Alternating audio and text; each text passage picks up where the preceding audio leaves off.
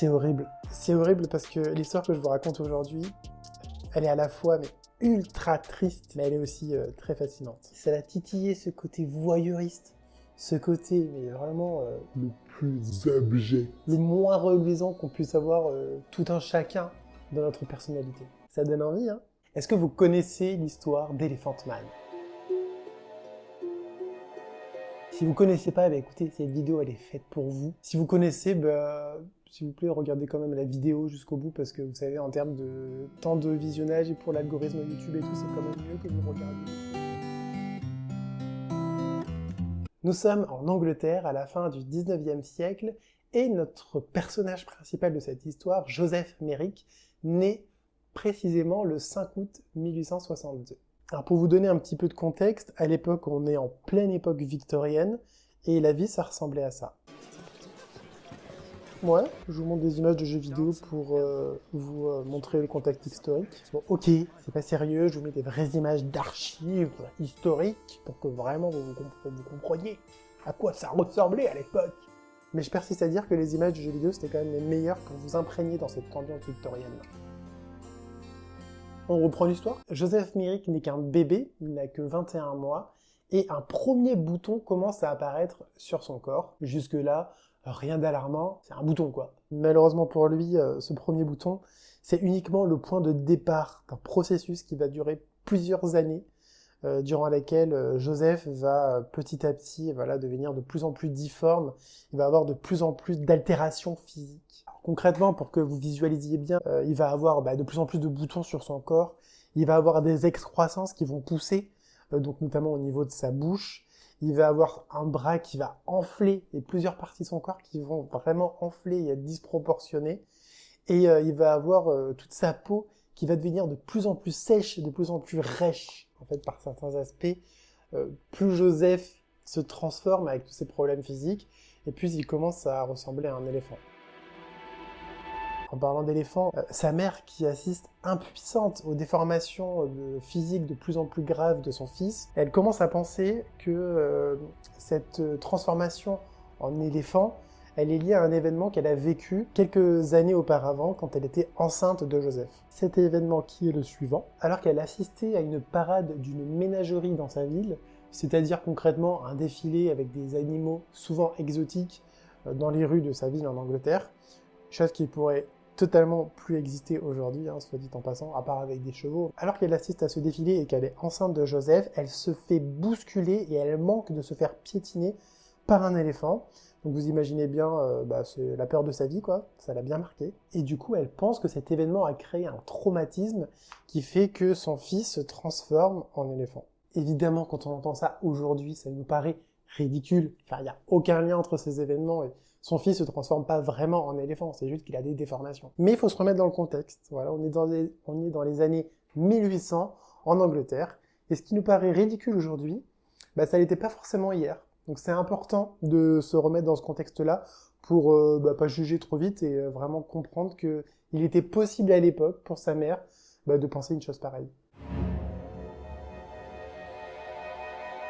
La vie, vous l'imaginez bien, est déjà quand même beaucoup plus compliquée pour Joseph, qui est encore un enfant à ce stade de l'histoire, que pour les autres enfants de son âge. Une vie marquée par le handicap, par les déformations, les moqueries, c'est très compliqué pour lui. Mais sa vie va devenir malheureusement encore plus difficile quand à 11 ans il perd sa mère, qui meurt d'une maladie, et que son père va se marier avec ce qui va devenir la belle-mère de Joseph, qui ne va pas du tout bien le traiter. Bon, on va dire les choses, même si c'est affreux, même si c'est terrible. La belle-mère de Joseph ne veut pas de cet enfant chez elle, car elle trouve qu'il est immonde, qu'il est hideux, et elle ne veut pas s'en occuper. Ce qui fait que Joseph, qui vient de finir l'école à 12 ans, il est vivement encouragé à trouver un travail pour ne plus avoir à vivre sous le même toit que son père et sa belle-mère. Il trouve un premier emploi dans une manufacture de cigares. Alors il a 12-13 ans, je rappelle, bon, c'est encore une fois c'est un autre contexte. Et il va faire ça pendant à peu près 2 ans. Suite à ça, il va essayer d'être marchand ambulant, c'est-à-dire gagner de l'argent en vendant des produits de porte à porte, ce qui était évidemment une très mauvaise idée. Enfin, il n'y a pas pire comme métier si tu veux subir la moquerie des gens, subir le mécontentement des gens. Enfin, de base, tu déranges les gens.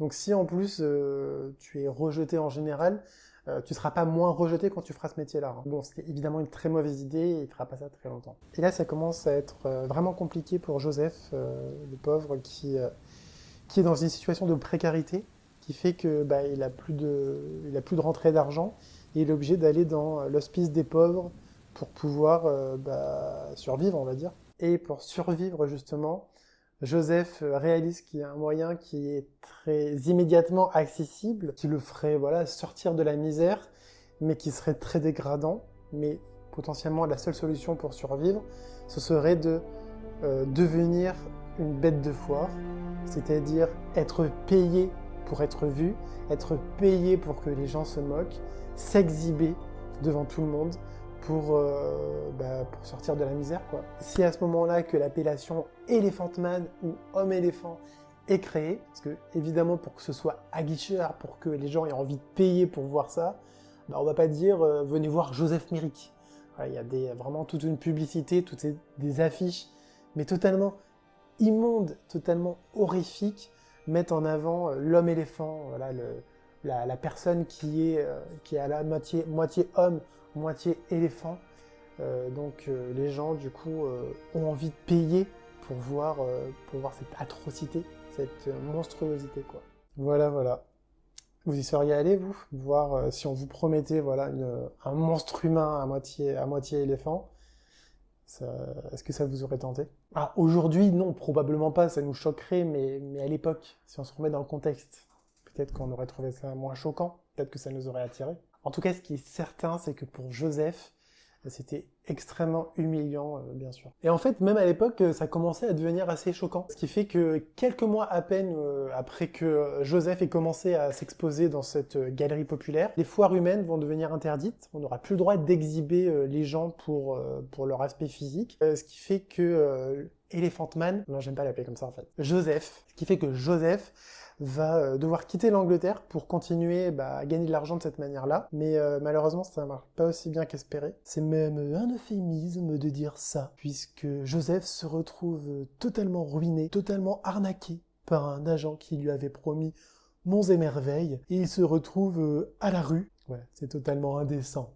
de prendre cette façon-là de parler pour décrire un événement aussi tragique. Bon, heureusement pour lui quand même, il a un peu de chance dans sa malchance, parce que un policier va le trouver dans la rue, il va le prendre en charge et il va l'amener à l'hôpital de Londres, où là il va être très bien accompagné, notamment par une personne qui va être très importante dans la vie de Joseph, qui s'appelle Frédéric Treves, qui est un médecin et qui va bien s'occuper de Joseph et qui va même devenir son ami au fur et à mesure des mois. Un appartement est créé à l'hôpital de Londres spécialement pour Joseph. Et là vous allez me dire comment est-ce qu'ils ont trouvé l'argent pour faire ça, puisqu'il était totalement démuni. Lui, il n'a clairement pas pu le financer. C'est une assez belle histoire, parce qu'il y a un article qui est paru dans le magazine Times. Du coup, ils ont reçu énormément de dons de gens qui ont été touchés par cette histoire. Et grâce à cela, ils ont pu donc créer cet appartement totalement spécialisé pour Joseph, avec un équipement totalement adapté. Et notamment, ce qui est un peu anecdotique mais intéressant, un appartement sans miroir. Pour pas rappeler à Joseph cet aspect physique sur lequel, de toute façon, il ne peut rien. Et un 11 avril, il est retrouvé mort dans la chambre de cet appartement, à l'âge de 27 ans. Alors, il est mort de quoi? Sa maladie, elle a jamais cessé de progresser. Ses déformations n'ont jamais cessé de s'accentuer. Et il faut savoir que Joseph, il dormait pas comme tout le monde. En fait, il avait une tête qui était tellement lourde qu'il ne pouvait pas dormir allongé. Il dormait toujours dans une position assise, qui devait être assez inconfortable. Et il se dit que cette nuit-là, il a essayé de dormir allongé, comme tout le monde. Et malheureusement, ça n'a pas été possible et il en serait mort. En fait, le poids de son crâne aurait écrasé ses vertèbres. Ce qui est intéressant avec cette histoire, c'est que là, évidemment, c'est un cas extrême, mais qu'on le veuille ou non, on est quand même tous très influencés par l'aspect physique. Et on a beau vivre dans un pays comme la France, où il y a quand même une bonne égalité des chances, où quasiment tout le monde a quand même les moyens de réussir.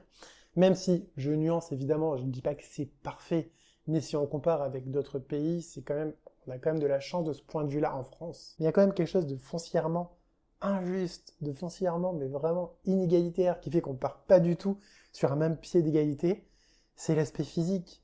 Tu as des personnes qui vont correspondre au code, aux critères de beauté, des personnes qui vont avoir un charisme, une aura, et d'autres personnes qui seront dépourvues de ça. Et dans nos interactions avec toutes les personnes qui nous entourent, on a beau essayer de faire abstraction, on est toujours influencé par cela. L'histoire d'Elephant Man nous rappelle cette injustice-là et nous rappelle à quel point il est important d'essayer de se concentrer sur le fond plutôt que sur la forme. Essayer d'aller au-delà du physique pour se concentrer sur la personne. Aller au-delà des apparences pour se concentrer sur la réalité. Et on dirait pas, mais on réfléchit quand même sur cette chaîne un peu là. Moi c'est Paliam, merci beaucoup d'avoir regardé cette vidéo jusqu'au bout. Alors encore une fois, si tu n'es pas abonné, voilà, si tu es là à ce moment de la vidéo, c'est quand même les toutes dernières secondes de la vidéo, et si t'es pas abonné, bah il y a une incohérence, parce que t'aimes bien ce que je fais, mais t'es pas abonné, donc tu risques de rater les prochaines vidéos, et c'est quand même trop dommage. Donc franchement, abonne-toi, comme ça tu seras sûr de me retrouver dans la prochaine vidéo qui sortira dans pas trop longtemps, j'espère. Voilà, je m'engage plus sur le temps. Une semaine, 2 semaines, 3 semaines, on verra. Mais en tout cas, ce qui est sûr, c'est qu'il y aura une prochaine vidéo et que tu ne voudras pas la rater. Donc abonne-toi. Merci encore pour avoir regardé cette vidéo jusqu'au bout et à bientôt.